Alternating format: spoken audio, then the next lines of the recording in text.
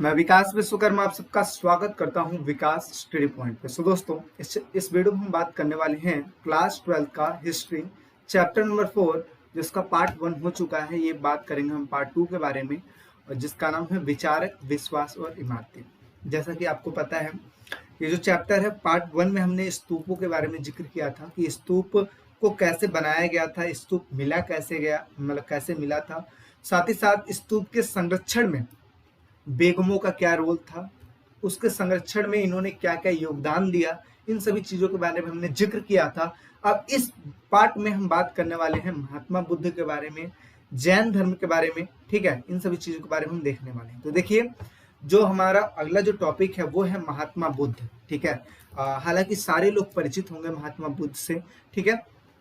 तो एक थोड़ा सा इंट्रोडक्शन हम देख लेते हैं। इनका जन्म लुम्बिनी में 563 यानी कि 563 ईसा पूर्व में हुआ था, जो कि कहाँ हुआ था, इक्ष्वाकु वंश में हुआ था। ये वंश का नाम है इक्ष्वाकु वंश, ठीक है। और ये हालांकि क्षत्रिय थे। तो देखिए क्या लिखा है कि इनका जन्म लुम्बिनी में 563 ईसा पूर्व इक्ष्वाकु वंशीय क्षत्रिय शाक्य कुल, ठीक है, शाक्य कुल के राजा सुधोधन के घर में हुआ था। उनकी माता का नाम महामाया था। क्या नाम था? महामाया था, ठीक है। जिनका इनके जन्म के 7 दिन बाद क्या हो गया था, निधन हो गया था, मृत्यु हो गई थी। उनका पालन अब उनका पालन महारानी की छोटी सगी बहन, यानी कि जो महारानी थी महामाया थी, उनकी छोटी बहन जो थी, जिनका नाम था महाप्रजापति गोमती, उनका नाम था, इन्होंने उनका पालन पोषण किया। 29 वर्ष की आयु में सिद्धार्थ, जब इनका विवाह हो गया तो विवाह के बाद उनका एक पुत्र हुआ जिसका नाम था राहुल नाम था, ठीक है। और उनकी पत्नी का नाम था यशोधरा। तो 29 वर्ष के बाद जब उनकी शादी हुई और जब उनका बच्चा हुआ, राहुल नाम था उसका, ठीक है। तो इनके साथ कुछ ऐसी घटना हुई जिसकी वजह से इन्होंने क्या कर दिया, इनको त्याग दिया। इनको सिर्फ यशोधरा को नहीं बल्कि अपने बेटे को, अपने राज्य को, अपने हर एक चीज को त्याग दिया और सत्य की खोज में निकल पड़े। और इन्होंने किन चीजों के बारे में जिक्र किया, उन्होंने ये सोचा, ठीक है, कि संसार में जो व्यक्ति आया है उसका जन्म होगा, उसका मरण होगा, ठीक है। और साथ ही साथ अगर देखा जाए तो जन्म होने पर सब खुशियां मनाते हैं और मृत्यु होने पर सब रोते हैं, यानी कि दुख होता है। तो दुखों से मुक्ति दिलाने के मार्ग, यानी कि इन्होंने सोचा कि ये जो दुख है ना, इससे मुक्ति दिलाने के लिए इन्होंने एक मार्ग की तलाश करने के लिए ये निकल पड़े और सत्य दिव्य ज्ञान की खोज में रात्रि में राजपाट का मोह त्याग कर कहाँ चले गए, वन में चले गए, ठीक है ना, वन की ओर निकल पड़े थे। आगे क्या हुआ, वर्षों की कठोर साधना के बाद, यानी कि इसके पश्चात बौद्ध गया, यानी कि बिहार में बोधि वृक्ष के नीचे इन्हें ज्ञान की प्राप्ति हुई। और यही आगे चल के सिद्धार्थ गौतम से क्या बन गए, बुद्ध बन गए, यानी कि महात्मा बुद्ध बन गए थे, ठीक है। जब इनको ज्ञान की प्राप्ति होगी, सत्य की खोज जब इन्होंने कर ली, तो अब ये धीरे धीरे ये महात्मा की उपाधि प्राप्त कर लिए और भगवान बुद्ध के नाम से प्रसिद्ध हो गए। आई होप इंट्रोडक्शन समझ में आया होगा। अब हम ये समझते हैं कि आखिर इनके साथ ऐसा हुआ क्या था जिसकी वजह से ये 29 वर्ष की आयु के बाद इन्होंने घर त्याग कर दिया, अपनी पत्नी का त्याग कर दिया, बच्चे का त्याग कर दिया। आखिर ये क्या इनके साथ हुआ था, उन चीजों के बारे में हम चर्चा करने वाले हैं।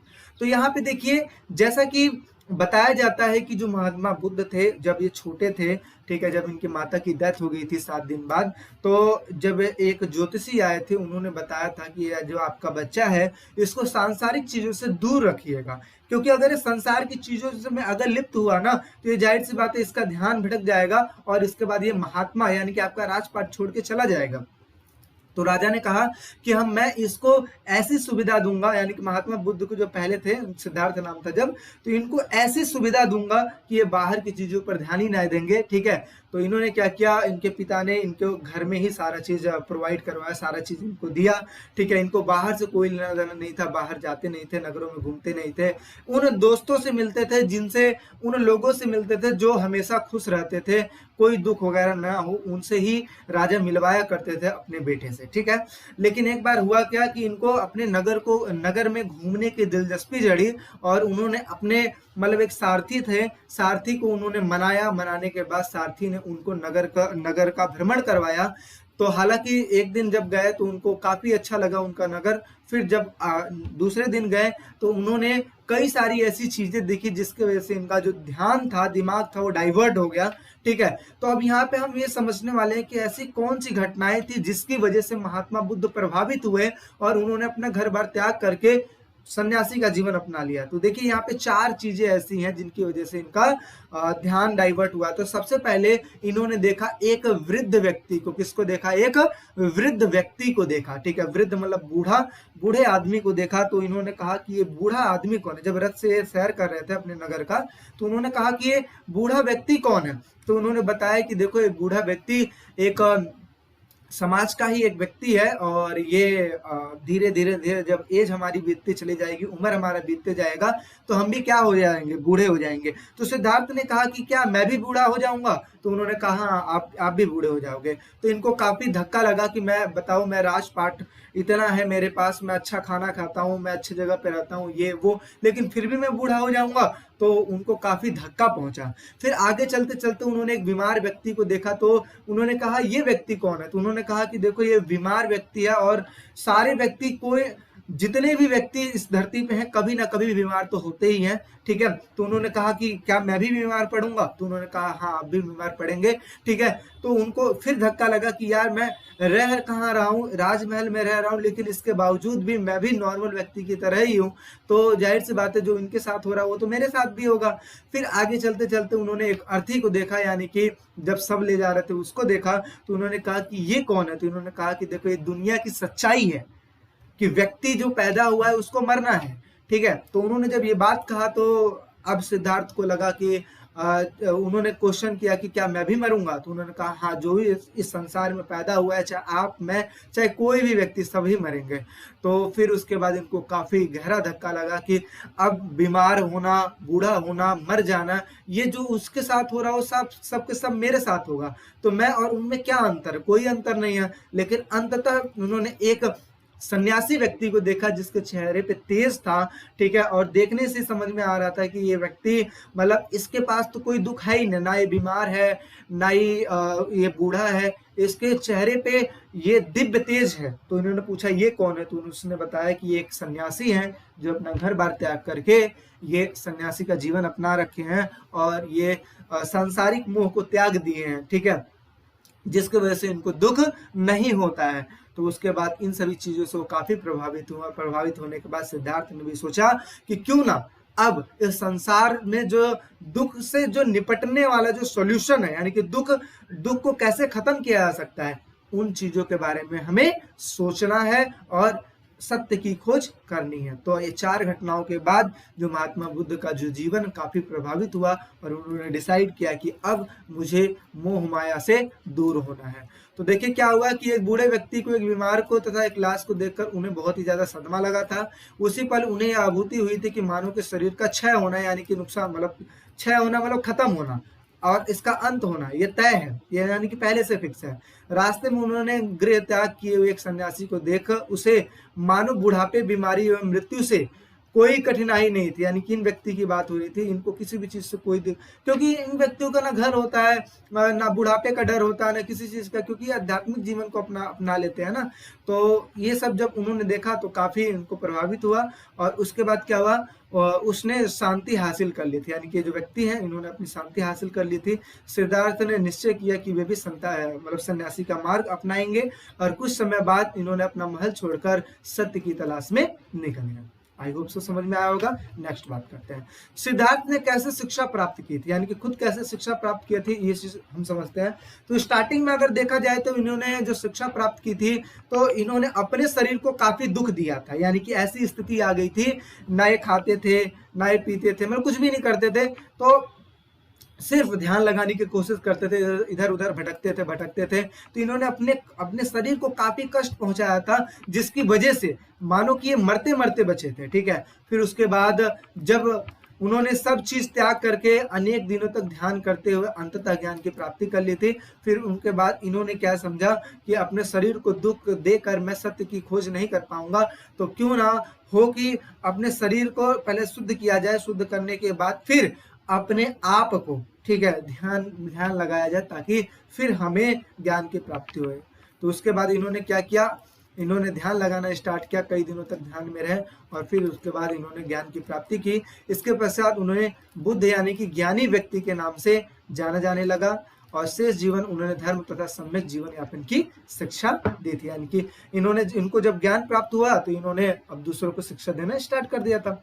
नेक्स्ट बात करते हैं, अब यहाँ पे समझते हैं बुद्ध की शिक्षाएं, यानी कि इन्होंने क्या क्या शिक्षाएं, जब इन्होंने सीख लिया था तो इन्होंने क्या क्या शिक्षाएं दी थी दुनिया को, तो इस चीज को हम समझते हैं। तो सबसे पहले देखते हैं कि बुद्ध की शिक्षा को उन कहानियों के आधार पर पुनर्निर्मित किया जाता है जो कि सूत पिटक में दिया गया। ये जो पिटक थे ना, एक प्रकार के ग्रंथ थे जिनमें बुद्ध की शिक्षाओं का जिक्र किया गया था। बुद्ध की शिक्षा हो गई, उन्होंने क्या क्या कार्य किया था, इन सभी चीजों के बारे में जिक्र किया गया था। ठीक है, पिटक 3 टाइप्स के थे, सूत पिटक, विनय पिटक, अभिधम्म पिटक, ये तीनों टाइप्स के अलग अलग पिटक हुआ करते थे। ठीक है, तो ये चीज है। आगे बौद्ध दर्शन के अनुसार विश्व अनित्य है। अनित्य का मतलब क्या है कि हमेशा ये चलता रहता है, कोई फिक्स नहीं है। ठीक है, और इसमें क्या है, परिवर्तन होता रहता है, आत्मविहीन है। ठीक है, आत्मविहीन क्योंकि यहाँ पे कुछ भी चीज क्या है, स्थायी नहीं है। ठीक है, यहाँ पे सब चीज शाश्वत है, यानी कि जो चीज, अगर मान लो एक पेड़ आज बड़ा हो रहा है ना, तो कल की डेट में वो सूखेगा और वो गिरेगा, ये फिक्स है। यहाँ पे जो भी व्यक्ति इस धरती पे पैदा हुआ है कि वो कभी ना कभी मरेगा ही मरेगा। तो इसीलिए बोलते हैं कि घमंड नहीं करना चाहिए, क्योंकि आप जब तक हो तब तक हो, उसके बाद आपको छोड़ के जाना ही पड़ेगा।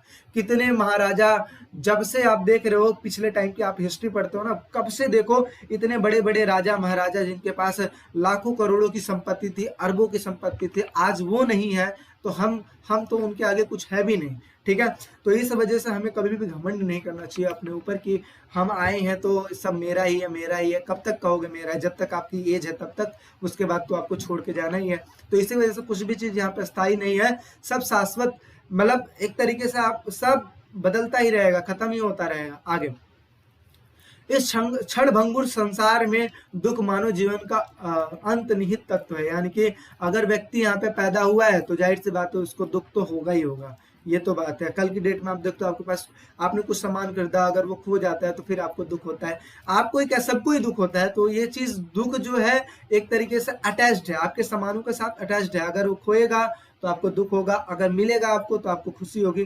तो ये सब फिक्स है। आगे, बुद्ध ने बताया कि घोर तपस्या और विस्मय शक्ति के बीच मध्यम मार्ग अपनाकर मानव विश्व के दुखों से मुक्ति प्राप्त कर सकता है। क्योंकि आपको पता है बुद्ध ने स्टार्टिंग में घोर तपस्या करने के लिए उन्होंने खाना पीना सब छोड़ दिया था, तो ऐसी स्थिति में वो मरने को आ गए थे। लेकिन फिर उन्होंने समझा कि नहीं, ऐसे अपने आप को, अपने शरीर को कष्ट पहुंचाकर हम आध्यात्मिक जीवन को नहीं वो कर सकते। यानी कि जिस चीज की आपको खोज है वो चीज आप पा नहीं सकते, तो आपको मध्यम मार्ग अपनाना चाहिए और इसके वजह से आप मुक्ति पा सकते हैं। आगे, बुद्ध का विश्वास था कि समाज का निर्माण इंसानों ने किया है, ना कि भगवान ने किया है।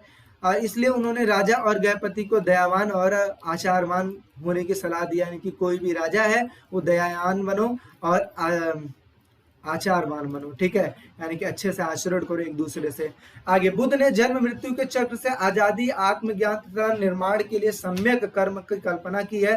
ठीक है, यानी कि इन सभी चीजों की वजह से आप किस चीज पे बेस हो, कर्मों के ऊपर बेस हो कि आप क्या कर्म कर रहे हैं। ठीक है, आगे, निर्माण का अर्थ है कि अहम और इच्छा का समाप्त हो जाना। अहम का मतलब होता है खुद, जो घमंड होता है ना कि हाँ ये चीज मेरा है, अहम का खत्म हो जाना और इच्छा की समाप्ति हो जानी। क्योंकि महात्मा बुद्ध ने कहा कि अगर आप इच्छा करते हो, हर चीज की इच्छा करते हो, मुझे ये चाहिए वो चाहिए वो चाहिए, तो मतलब क्या कि आप संसार के जो संसार की जो वस्तुएं हैं उसमें उलझ चुके हो। ठीक है, यानी कि आप सांसारिक चीजों में उलझ चुके हो, तो इस वजह से आपको ज्ञान की प्राप्ति नहीं हो पाएगी। तो इन सब चीजों की इच्छा जो है, इच्छाओं को अपनी समाप्त कर दो। ठीक है, और जिसकी वजह से घर छोड़ने वाले के दुख को चक्कर का अंत हो सकता है। यानी कि अगर आप घर छोड़ देते हो तो दुख तो होगा, लेकिन आगे चल के इस दुखों के चक्कर से आप मुक्त हो जाओगे। आगे, बौद्ध परंपरा के अनुसार अपने शिष्यों के लिए उन्होंने जो आखिरी निर्देश दिया है वो इस प्रकार है कि तुम सब अपने लिए खुद ज्योति बनो। ये देखो मोस्ट इंपॉर्टेंट चीज है कि तुम सब अपने लिए खुद ज्योति बनो, क्योंकि तुम्हें खुद ही अपनी मुक्ति का मार्ग ढूंढना है। क्योंकि महात्मा बुद्ध को किसी ने बताया नहीं था, महात्मा बुद्ध ने खुद ही ज्ञान की प्राप्ति की थी। तो उन्होंने ये कहा था कि तुम खुद ही ज्योति हो, क्योंकि खुद की मुक्ति का रास्ता सिर्फ आप ही ढूंढ सकते हो, कोई दूसरा नहीं ढूंढ सकता। तो उन्होंने ये सारी शिक्षाएं दी थी। अब आगे बात करते हैं उनके अनुयायी यानी कि फॉलोवर। अनुयायी बनते कैसे? जैसा कि आपको पता है कि आपकी एक्टिविटीज, आपकी बात, आपका ज्ञान दूसरों को अच्छा लगता है और वो धीरे धीरे आपको फॉलो करने लगते हैं, तो आप क्या बन जाते हो? उनके अनुयायी बन जाते हो, यानी कि फॉलोअर्स बन जाते हो। ठीक है। तो महात्मा बुद्ध के उपदेशों से प्रभावित होकर उनके अनुयायियों ने संघ की स्थापना की थी, और इस संघ में रहने वालों का जीवन सादा होता था, यानी कि जीवन सादा, कभी मतलब चटक मटक ऐसी कुछ चीज नहीं है कि आप देख सकते हो कि ये किस हिसाब से रह रहे हैं, है ना। आगे इनके पास जीवन यापन के लिए अति आवश्यक चीजों के अतिरिक्त कुछ नहीं होता था, यानी कि जो मोस्ट इंपॉर्टेंट जो चीज होता है ना, यानी कि कम जो नेसेसरी वाली जो चीज होती है ना, वही इनके पास होती थी, बाकी और भी कोई चीज नहीं होती थी। ये नहीं कि इनको रहने के लिए राजमहल चाहिए, इनको खाने के लिए अच्छे अच्छे भोग चाहिए, ये सब नहीं, नॉर्मल चीज खाते थे, और उसके अलावा जितना कम संसारिक चीजों का यूज कर पाते थे उतना करते थे। ठीक है। और इसके अलावा इनके पास एक कटोरा हुआ करता था, जिसकी वजह से ये लोगों से दान लेते थे। ठीक है। उपासकों से ये भोजन दान लेते थे। ठीक है। इनके लिए कटोरा होता था और उतना ही लेते थे जितना उनका वो खा पाए। मतलब ये नहीं कि एक ही बार पूरा ले लिया, रख लिया अपने घर में, ठीक है, और बार बार ना जाए मांगने के लिए, तो ऐसा नहीं है। वो उतना ही लेते थे जिसकी वजह से उनका एक भरण पोषण हो पाए। ठीक है। आगे, क्योंकि वो दान पर आश्रित थे और उन्हें भिक्खु भी कहा गया था, यानी कि जो फॉलोअर्स थे उनको भिक्खु कहा गया था। ठीक है। आरंभ में पुरुष ही शामिल हो सकते थे, यानी कि जो फॉलोअर्स बन सकते थे सिर्फ पुरुष ही बन सकते थे, लेकिन आगे चल के इनके जो शिष्य हुए, शिष्य गौतम बुद्ध के, उनका नाम था आनंद। ठीक है। उनका नाम था आनंद, और उन्होंने क्या किया था, उन्होंने औरतों के संग में आने की अनुमति प्राप्त करवा दी थी। मतलब क्या है कि स्टार्टिंग में पुरुष वर्ग ही थे, लेकिन आगे चल के उनका जो शिष्य थे आनंद, उन्होंने उनके समझाने के बाद जो औरत थे, औरतों को भी उनके संग में शामिल कर लिया गया था। ठीक है। तो ये उनके फॉलोअर्स थे। आगे अब देखिए, यहाँ पे आपका 1 नंबर के क्वेश्चन पूछा जा सकता है कि औरतों को संघ में शामिल करवाने के लिए किसने कहा था? तो ये किसने कहा था? आनंद ने कहा था, यानी कि महात्मा बुद्ध के जो फॉलोवर थे, जो शिष्य थे, उन्होंने कहा था। आप समझते हैं बुद्ध के अनुयायी। बुद्ध के अनुयायी, अगर सबसे पहले अगर बात किया जाए, आपसे क्वेश्चन ये पूछेगा कि सबसे पहले कि जो स्त्रियां थी, ठीक है, सबसे पहले जो मतलब स्त्री जो उनके आश्रम में आई थी, यानी कि भिक्षुणी जो बनी थी, वो कौन थी? तो वो थी महाप्रजापति गोमती। ठीक है। और ये कौन थी? ये उनकी उपमाता थी, यानी कि उनकी जो मौसी थी, जिन्होंने उनका पालन पोषण किया था बुद्ध भगवान का, उन्होंने, वो जो लेडी थी, वो सबसे प्रथम भिक्षुणी बनी थी। ठीक है। और जो औरत निर्वाण प्राप्त कर लेती थी उन्हें क्या कहा जाता था? थेरी कहा जाता था। बुद्ध के अनुयायी सभी सामाजिक वर्गों से आए थे, ऐसा कोई जरूरी नहीं किसी एक वर्ग से आए थे, ये कई सारे वर्गों से आए थे। ठीक है। इनमें राजा, धनवान, गृहपति, सामान्य जन, कर्मकार, दास, शिल्पी, सभी सारे लोग इसमें शामिल हुआ करते थे। एक बार संघ में शामिल होने के बाद सभी को समान माना जाता था। पुरानी पहचान को छोड़ना पड़ता था। ठीक है। छोड़ना पड़ता था। ठीक है। आगे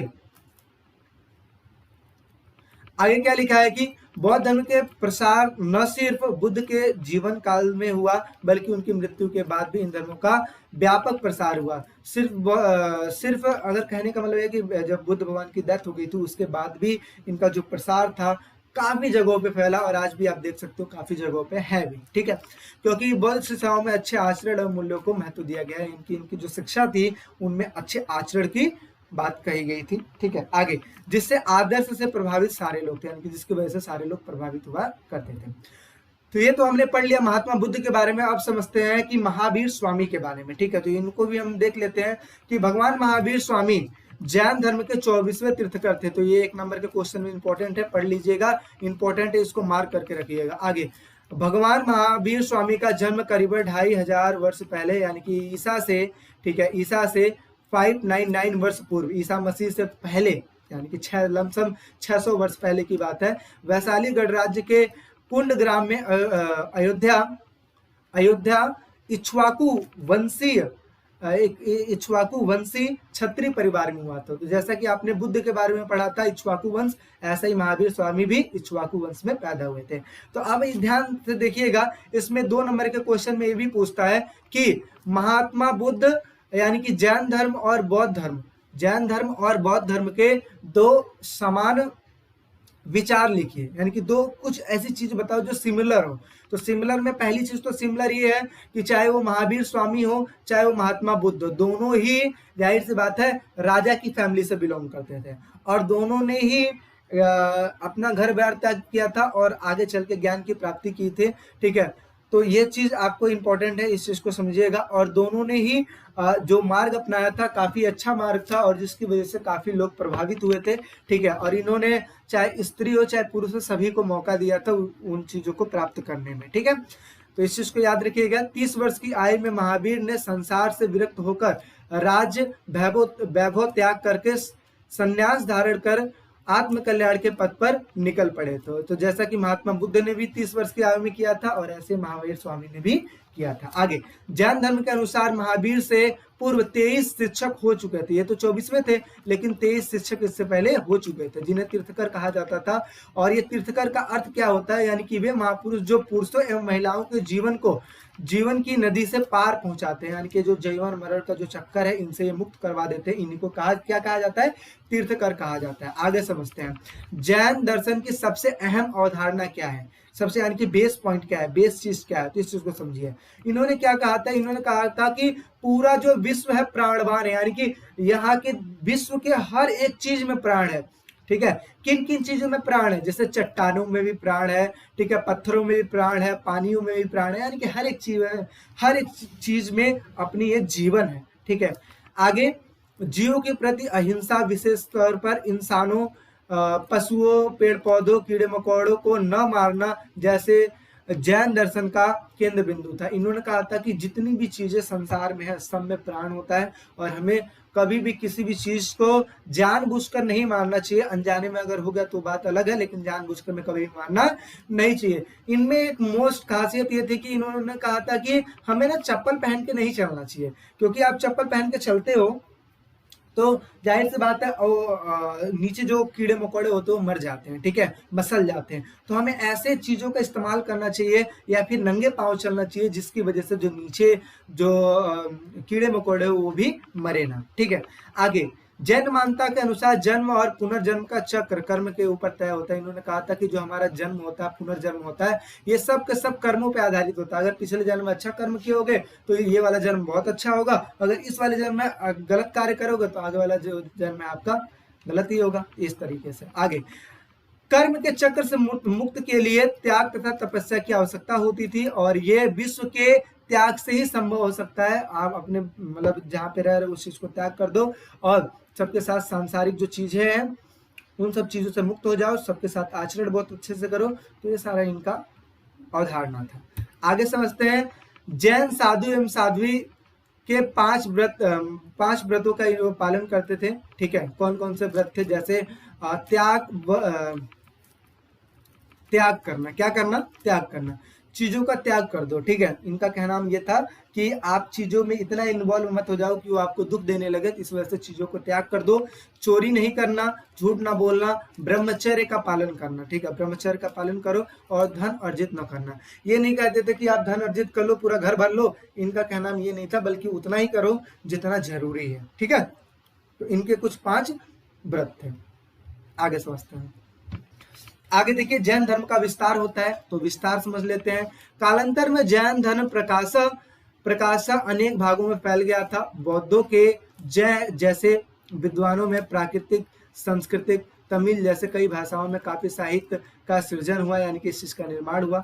धीरे धीरे जैन धर्म फैलने लगा, तो काफी जैसे बुद्धों की जो ग्रंथ थे वो जैसे फैला वैसे जैनों का भी फैलते हुआ चला गया। आगे सैकड़ों सैलून से इन ग्रंथों की पांडुलिपियां मंदिरों से जुड़े पुस्तकालय में सुरक्षित की गई है। ठीक है, आगे, धार्मिक परंपराओं संबंधित सबसे प्राचीन मूर्तियों में जैन तीर्थकरों के उपासकों द्वारा बनाई गई मूर्तियां भारतीय उपमहाद्वीप के अनेक भागों में पाई जाती है। तो जैसा कि जैन धर्म से संबंधित, बौद्ध धर्म से संबंधित अनेक जो ग्रंथ हैं, अनेक जो मूर्तियां हैं, वो हर एक जगह पे मिलती है, जैसे भारतीय उपमहाद्वीप में देखने को मिल जाती है। तो आई होप सो आपको समझ में आएगा जैन धर्म, बौद्ध धर्म। ठीक है, यहाँ पे आपके लिए एक क्वेश्चन है कि सांची का जो स्तूप है वो कैसे बच गया तथा अमरावती का जो स्तूप है वो कैसे नष्ट हो गया, ये स्वयं करके दिखाना है कि सर ये देखिए मैंने क्वेश्चन को किया है और क्या इसका आंसर सही है कि नहीं है। ठीक है, ये खुद को जज करने के लिए आपको क्वेश्चन को करना है। अब यहाँ पे देखिए एक पुरातात्विक थे, ठीक है, पुरातत्ववेत्ता इनको बोला जाता है, एच कोल जिसका नाम था। इन्होंने संग्रहालयों में मूर्ति या पत्थर को लेकर क्या कहा था। जैसे आपको स्टार्टिंग में, इस चैप्टर के स्टार्टिंग में आपको बता दिया गया था कि फ्रांसीसी जो लोग थे, यूरोपीय जो लोग थे, जो अंग्रेज लोग थे, उन्होंने क्या किया था, इंडिया के जो स्तूप थे, तोरण द्वार थे, इन चीजों को लेकर अपने संग्रहालयों में लगा रखे थे, यानी कि यहाँ से ढो ढो के लेके जा रहे थे ताकि वो अपने संग्रहालयों में स्थापित कर पाए। तो उस विषय में एच कोल के क्या विचार हैं, ये आपसे क्वेश्चन पूछ रहा है। तो एच कोल ने क्या कहा था, उन्होंने लिखा था कि इस देश की प्राचीन कलाकृतियों की लूट होने देना मुझे आत्मघाती और असमर्थनीय नीति लगती है। यानी कि अगर आपकी प्राचीन कलाकृतियों को कोई लूट के लेके जा रहा है, अपने देश में लेके जा रहा है, तो ये सबसे बड़ा क्या है, आत्मघात है और असमर्थनीय। आप सबको इसको रोकना चाहिए क्योंकि ये आपकी विरासत है और आपकी विरासत को कोई ले नहीं जा सकता है। उन्होंने इस चीज के बारे में जिक्र किया था। उनका विचार था कि संग्रहालयों में मूर्तियों की प्लास्टर प्रतिकृतियां रखी जानी चाहिए। उन्होंने एक चीज कहा था कि अगर आप अपने संग्रहालय में चीज रख रहे हो ना, तो प्लास्टर रखो, यानी कि पीओपी की बनी हुई चीजें रखो। जरूरी नहीं है कि आप ओरिजिनल चीजें रखो। आप ओरिजिनल चीज रखोगे तो किसी एक ही जगह पे रख पाओगे ना, लेकिन प्लास्टर की बनी हुई चीजें तो आप 10 बना सकते हो, 10 लोग अपनी जगह पे रख सकते हैं। तो यही उन्होंने कहा था कि उनका विचार था कि संग्रहालय में मूर्तियों की प्लास्टर प्रतिकृतियां रखी जानी चाहिए, जबकि असल कृतियां खोज की जगह पर होनी चाहिए। यानी कि जो असली वाली जो कृति है वो वहां मिलनी चाहिए जहां पे उसकी खोज हुई थी। ठीक है ना, तो ये चीज है, उनका कहना ये था।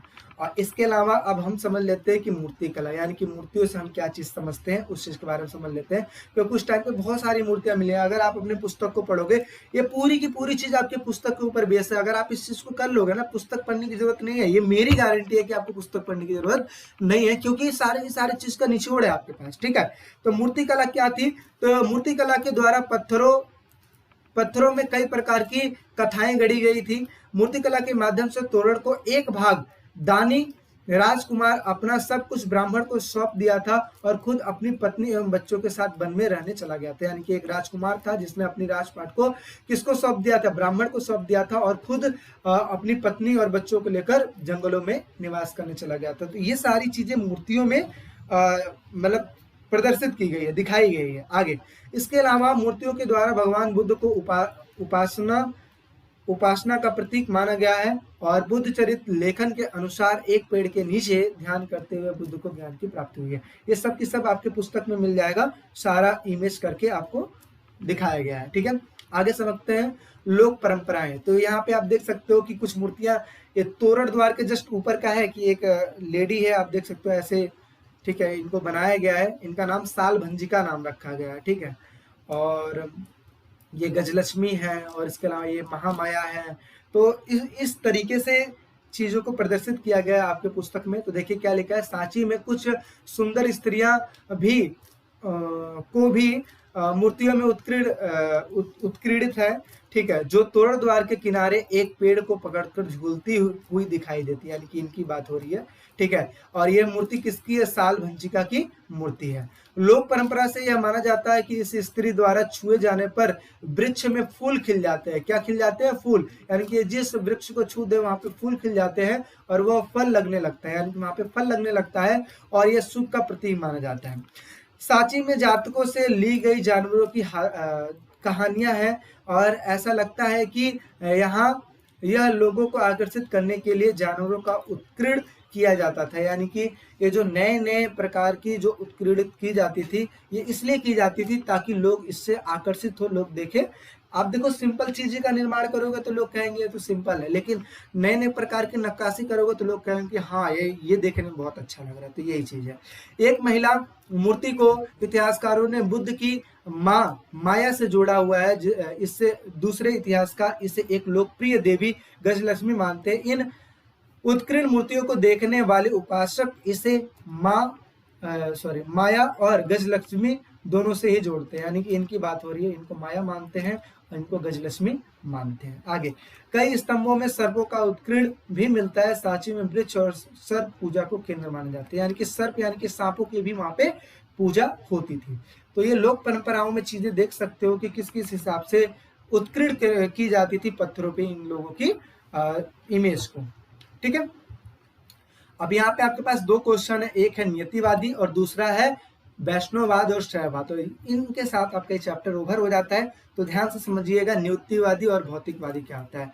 नियतिवादी अगर ये मैं एक लाइन में आपको समझाऊं तो नियति, जैसे आप देखते हो कि हमारे समाज में कुछ ऐसे लोग होते हैं जो कहते हैं कि जो भी चीज हमारे साथ हो रहा है ना, ये पहले से डिसाइडेबल है, यानी कि ये नियति में लिखा हुआ है। यानी कि हर एक चीज, बोलते हैं कि भगवान की मर्जी से एक पत्ता भी नहीं हिल सकता, यानी कि पत्ता भी हिलना ये भी भगवान ने लिख रखा है। तो ये नियतिवादी का मतलब यही है कि लोगों का कहना है कि जो भी चीज हमारे साथ होता है वो पहले से डिसाइडेबल होता है, तो ये नियतिवादी कहते हैं। लेकिन भौतिकवादी को मानना है कि जो भी चीज आज हमारे साथ हो रहा है उसका कारण हम खुद हैं। अगर आज मैं आपको पढ़ा रहा हूँ तो ये सिर्फ मेरे ऊपर डिपेंड करता है कि मैं पढ़ा रहा हूँ कि नहीं पढ़ा रहा हूँ। आज आप लोग बैठ के पढ़ रहे हो तो ये आपके ऊपर डिपेंड करता है, इसलिए कोई लेना देना नहीं है पिछले कर्मों का। तो नियतिवादी पिछले कर्म पे ज्यादा बिलीव करते हैं कि जो भी हमारे साथ हो रहा है, ठीक है, ये नियति में पहले से लिखा हुआ है। और भौतिकवादी कहते थे कि जो भी हमारे साथ हो रहा है ये इसके जिम्मेदार हम स्वयं हैं। ठीक है, तो ये भौतिकवादी मानते थे। तो यहाँ पे ध्यान से देखिएगा कि नियतिवादियों के अनुसार सब कुछ पूर्व निर्धारित होता है, यानी कि पहले से डिसाइडेबल होता है, जबकि भौतिकवादी लोकायत परंपरा को मानते हैं, यानी कि आजीविका को ही नियतिवादी कहा जाता है। यानी कि जो भी कार्य हम करते हैं अपनी आजीविका को पाने के लिए वो सारी, ठीक है, नियतिवाद कहा जाता है। आगे, ये किसी प्रकार के कारण परिणाम में विश्वास नहीं रखते थे, यानी कि कारण और परिणाम में नहीं, इसके कारण ये हुआ जिसकी वजह से मेरे साथ ऐसा हो गया, तो इन चीजों में विश्वास नहीं रखते थे। आगे समझते हैं, मक्खाली गोसाल एक नियतिवादी दार्शनिक था एवं अजीत केस कंबलीन भौतिकवादी दार्शनिक था। तो ये दो ऐसे दार्शनिक थे जो कि नियतिवादी थे और एक ऐसे थे जो कि भौतिकवादी थे। दोनों के विचार उपनिषदों के दार्शनिकों से भिन्न है, यानी कि दोनों के विचार अलग अलग, क्योंकि एक नियतिवादी को मानते थे, दूसरे भौतिकवादी को मानते थे। आगे समझते हैं, नियतिवादी सुख दुख को पूर्व निर्धारित मानते थे, यानी कि जो चीज पहले से निर्धारित है। मूर्ख और विद्वान दोनों ही पूर्व निर्धारित रास्ते से होते हुए दुखों का निदान करते थे। इनका मानना यह है कि चाहे मूर्ख हो चाहे विद्वान हो, दोनों ही ये जो दुख है दुखों के माध्यम से निकलेंगे ही निकलेंगे। और भौतिकवादी क्या मानते थे, भौतिकवादी दान देने की बात को मूर्खतापूर्ण मानते थे, क्योंकि आपको पता है आज के टाइम पे भी कहा जाता है कि अगर आप जो दान दोगे वो आगे चल के आपको मिलेगा, ठीक है। लेकिन भौतिकवादी ये कहते थे दान देना सबसे ज्यादा मूर्खतापूर्ण है, क्योंकि आप जो चीज अर्जित किए हो अपने लिए अर्जित किए हो। तो इनका कहना ये है, मूर्ख और विद्वान दोनों ही नष्ट हो जाते हैं। इनका मानना है कि चाहे मूर्ख हो चाहे विद्वान हो, सब के सब नष्ट हो जाएंगे, क्योंकि मृत्यु के बाद कोई नहीं बचता है। यानी कि भौतिकवादी ये कहते हैं कि जितनी भी चीजें हैं वो आपके ऊपर डिपेंड करती है, क्योंकि मृत्यु पूर्व निश्चित है। जो भी आया है चाहे विद्वान हो चाहे मूर्ख हो, सबको जाना ही जाना है। तो ये भौतिकवादी मानते हैं।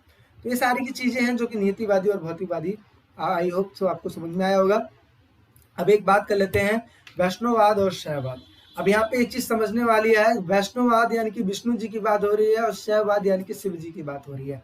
तो बस ये जो टॉपिक है, टॉपिक में जो समझने वाली बात है ना, अब देखो इससे आपको पूरा स्टोरी समझ में आ जाएगा। जैसे आपने नियतिवादी समझा कि जो चीज नियति में लिखी होती है, और भौतिकवादी आपने समझा कि जो नियति में नहीं होती बल्कि उसके जिम्मेदार हम खुद होते हैं। तो ये भौतिकवादियों ने कहा था। तो ऐसे ही अगर आप ये समझ जाते हो कि वैष्णववाद यानी कि विष्णु जी की बात हो रही है, शैववाद यानी कि शिव जी की बात हो रही है, तो आप इसके अंदर जो टॉपिक है वो भी चीज समझ जाओगे।